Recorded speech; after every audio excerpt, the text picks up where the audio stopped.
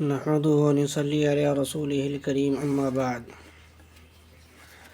آج جو ہے آپ لوگوں کے سامنے نماز کے مسائل بیان فرما رہے ہیں۔ خاص طور سے مقتدی حضرات اس مسئلے کو پوچھتے ہیں۔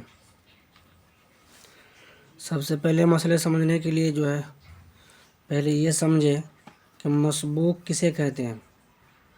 مسبوق اس مقتدی کو کہتے ہیں جو پہلی رکعت ہو چکنے کے بعد جماعت میں شامل ہوا ہو۔ مسبوق کس طرح نماز پوری کرے؟ مسبوق شخص امام کے سلام پھیرنے کے بعد اپنی چھٹی ہوئی نماز اس طرح پڑھے گا کہ قرأت کے اعتبار سے انہیں اولین قرار دیا جائے۔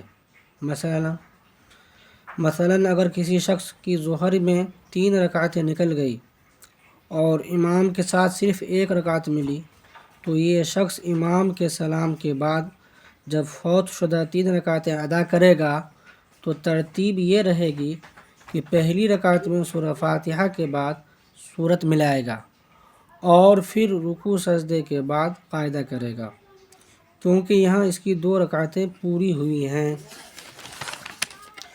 ایک امام کے ساتھ اور دوسری بعد میں۔ پھر قاعدے کے بعد والی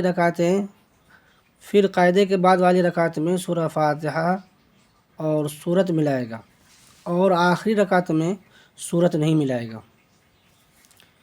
مسبوق کو مغرب کی صرف 1 رکعت ملی تو نماز کیسے پوری کرے؟ اگر کسی شخص کو امام کے ساتھ مغرب کی 1 رکعت ملی تو وہ ما باقیہ 2 رکعتوں میں سورہ فاتحہ کے بعد سورہ ملائے گا اور بہتر ہے کہ ان کے درمیان قاعدہ کرے۔ تاہم اگر قاعدہ نہیں کیا تو بھی استحساناً نماز درست ہو جائے گی۔